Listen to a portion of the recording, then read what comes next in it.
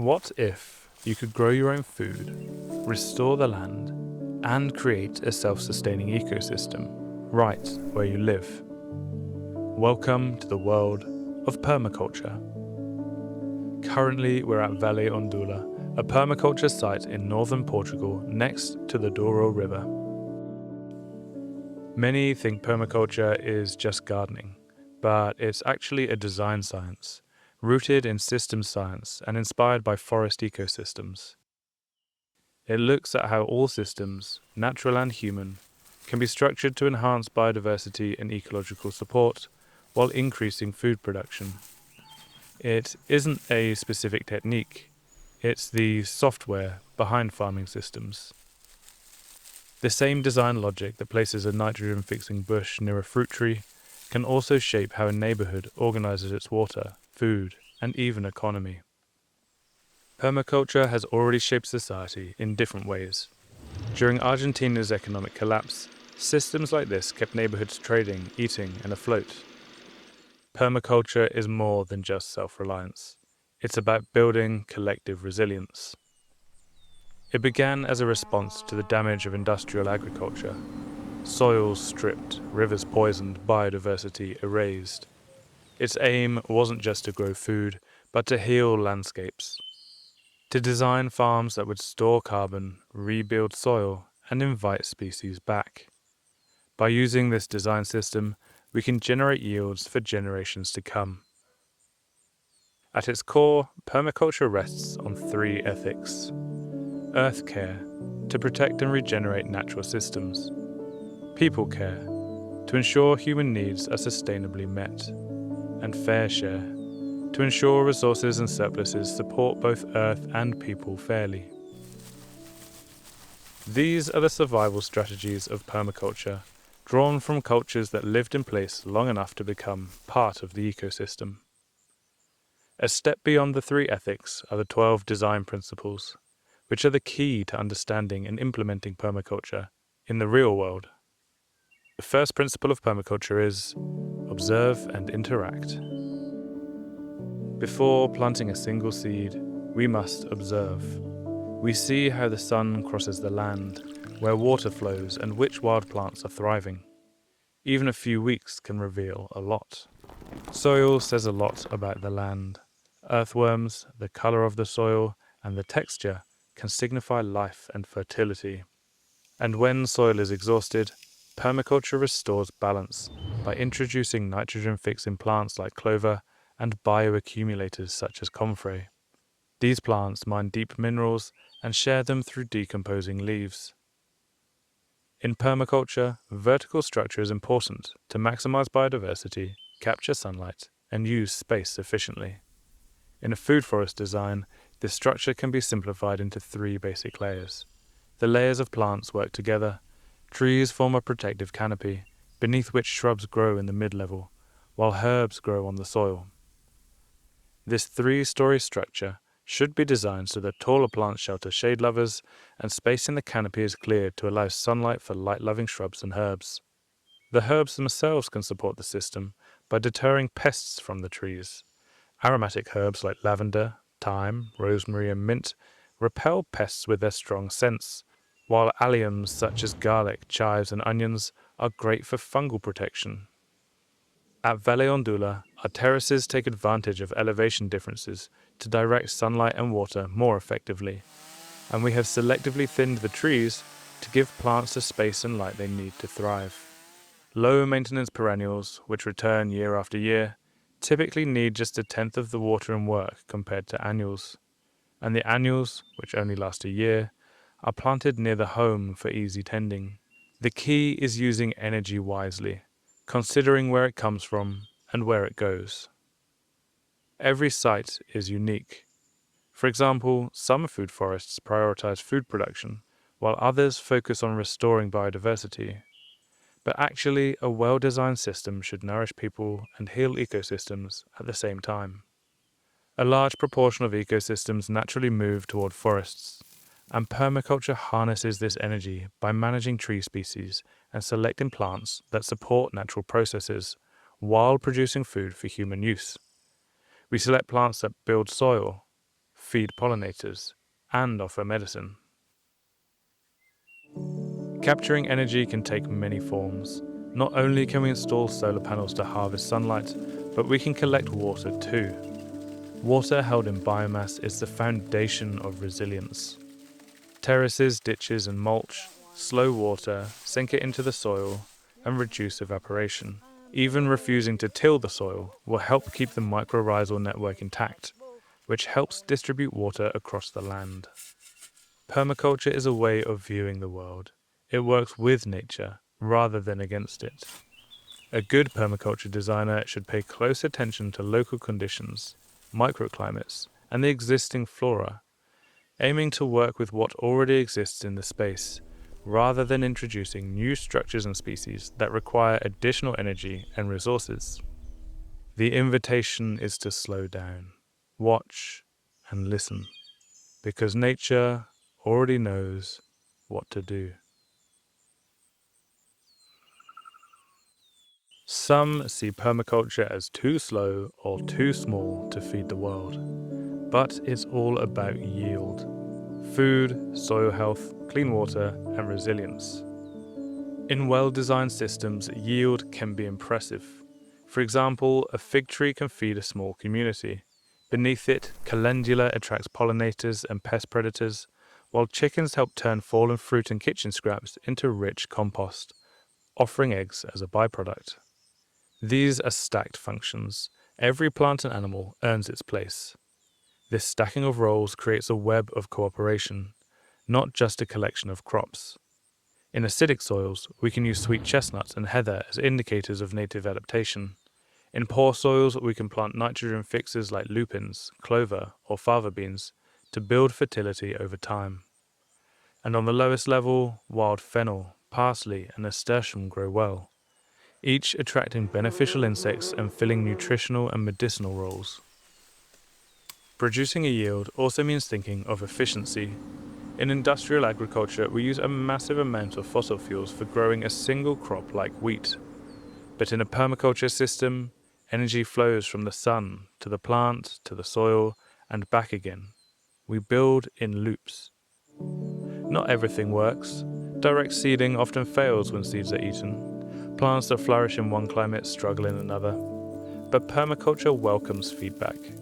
When something doesn't work, we adapt, starting seedlings in trays to improve survival rate, or selecting new species of plants based on wild indicators. We can see this clearly in small, community-based systems like Vale Ondula, a fruit tree planted with dynamic accumulators, medicinal herbs, and habitat plants becomes more than just a tree. It becomes the key in a living network. This kind of system may not look efficient at first glance, but over time, it proves itself. It builds soil instead of depleting it.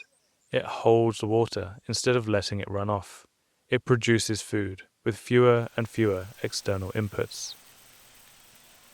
Feedback comes from everywhere, plants, animals, and the land, but yield is what guides design. Each species earns its place by doing many things. At Vale Ondula, take nettles as an example. They indicate nitrogen in the soil, speed up decomposition in compost heaps, make a nutrient-rich fertilizer, can be used as mulch, and have both edible and medicinal properties. The key is to design systems that are resilient and regenerative. As a permaculture system takes shape, it slowly starts to resemble the complexity of a wild ecosystem. In fact, permaculture is most effective when it mirrors natural processes, where waste is converted into resources for other elements in the ecosystem. It's a place where energy is captured and returned. This next design principle is not just about growing food, it's about understanding how we sustain the system itself. By working with renewable resources, mimicking natural loops, and building resilience into the landscape. In nature, nothing is wasted. Permaculture mimics this by composting scraps, capturing rain, and mulching with dead wood. Water, too, must be collected and reused. In industrial systems, rain runs off roofs, into drains and away. But here every drop is captured and put to use. And the trees serve a purpose in this cycle too. They're not passive, they're active reservoirs. Imagine a forest as a vertical lake, where each tree draws water from the soil, holds it, and slowly releases it through transpiration. In forested landscapes, up to 50% of rainfall can come from this process. Rain from the trees themselves. And this self-watering cycle is what gives forests their resilience. Permaculture encourages us to look at everything as a resource. It creates a shift in mindset where waste becomes opportunity, and instead of trying to control nature, we manage it. Energy, like all things in permaculture, is ideally part of a cycle and scaled to the site. Systems such as solar arrays or biogas digesters are about staying rooted in the energy flows that exist naturally. They provide a power that regenerates instead of depletes. The trees themselves participate in the cycle. Pruned limbs become mulch, fallen leaves feed soil life. Even firewood, used carefully, returns to the land as ash, rich in potassium and calcium. This is dynamic balance. It is not about doing things perfectly, but about making continuous small adjustments. A mature permaculture site is not closed off from the world, but it is buffered. It can bend when the weather changes. It can feed a community when the stores are empty. It can power a home without over-reliance on the grid. Nature organizes itself through a handful of fundamental patterns. These patterns, such as dendritic branching in trees, or the intricate network patterns of fungi underground, are efficient strategies for moving water, nutrients, and energy through an ecosystem. Permaculture taps into these recurring natural forms as blueprints for designing productive and resilient landscapes. Look at the dendritic pattern, a branching structure seen in rivers and tree limbs. In permaculture, this guides the layout of food forests and water management systems. Just as a river spreads water across the land, branching pathways in planting arrangements ensure resources reach every part of the system. In permaculture systems such as food forests, plants don't stand alone. They form networks, complex interwoven communities where every species plays multiple roles. Nitrogen-fixing bushes are crucial to these networks. One of their roles is to pull nitrogen from the air and deposit it into the soil, nourishing neighboring plants. Pollinators move between trees and ground cover, creating an interconnected web of fertility and reproduction. This isn't accidental. It's the intentional replication of natural ecosystem patterns, designed to increase productivity and resilience. Observing old orchards or wild landscapes reveals guilds, groups of plants that naturally clustered to support one another. Take the apple tree guild. Wild apple trees and their companion plants work together to enhance soil health, protect against pests, and improve pollination. As permaculturalists, we build on what is already in nature. While patterns repeat globally, each ecosystem expresses them differently. Permaculture respects these variations, tailoring guilds and designs to local climates and soils, adapting the system to the specific characteristics of the site. By embracing nature's patterns, we step into a way of designing that's both ancient and renewed. One of permaculture's most profound insights lies in the world of the soil food web. The soil is alive with networks of fungi called mycelia, microscopic threads that weave between roots, linking plants together in an underground communication and nutrient sharing system. Research reveals that these fungal networks allow trees to exchange vital chemical messages, like antibodies that protect against disease. The so-called mother trees use these connections to nurture seedlings and surrounding plants, creating a web of support that strengthens the whole system. Integration means planting within the drip line, the area beneath the edge of the tree's canopy where water and nutrients accumulate naturally. Here, shade-tolerant herbs and ground cover plants flourish, contributing to soil moisture retention and pest control, This close-knit planting strategy harnesses natural flows, enhancing every element's health. This interconnectedness is one reason why permaculture favors perennials, plants that stay rooted year after year, over annuals that require tilling and disrupt these vital underground highways. We must do our best to avoid damaging the mycelia layer through turning the soil too deeply, especially near trees. Small, thoughtful actions can have important effects. Planting garlic and chives around fruit trees, for example, helps ward off fungal diseases naturally. Starting with a few plants, this approach quickly spreads fertility across the land. Annuals still have a place. Intensive systems like square-foot gardens or raised beds can be highly productive with less effort. A hugel bed uses decaying wood buried beneath the soil to create a self-fertilizing plant bed that retains moisture and nutrients. Diversity is the foundation of permaculture's strength. More than just companion planting, guilds are complex communities of species designed to support each other across multiple layers. At Vale Ondula, terraces are designed with a variety of trees, bushes and ground covers, while one terrace blends wild edibles with human spaces. Permaculture embraces the idea of passing on knowledge through stories, observation and practice, alongside the genetic material of plants. Both are essential. Without understanding a plant's needs and potential, even the best seeds can fail.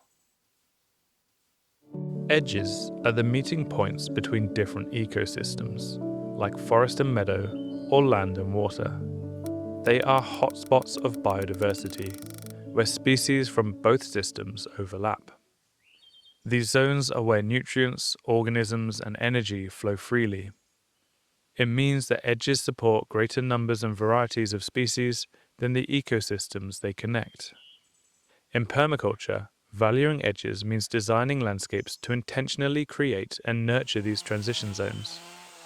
By managing edges, we increase ecosystem productivity and resilience. Take a food forest, for example. Edges are created between different plant layers, between tall canopied trees and mid-level shrubs, or bushes and ground covers. These edges maximize sunlight capture and airflow, helping each layer flourish. Edges also make it easier for different parts of the system to support each other. Pollinators, predators, and nutrient-cycling organisms move more freely, enhancing pest control and soil health. Nature is in constant flux. Permaculture embraces this flow, adapting designs to changing conditions. Throughout history, societies have grown stronger by blending different knowledge, skills, and traditions. In permaculture, fostering these social edges is as important as nurturing ecological ones. Collaboration multiplies potential. Community isn't just a part of permaculture, it's foundational. While permaculture often focuses on land and gardens, its deeper goal is building regenerative cultures which can't thrive in isolation. Strong communities enable resource sharing, collective decisions, and long-term care. Without them, even the best systems can fail. With community, permaculture becomes a living, evolving culture, reflecting the resilience of the natural world it's inspired by. Anyone interested in learning more about permaculture is welcome to join us at Vale Ondula, where we offer hands-on courses and a space to learn, live, and grow with the land.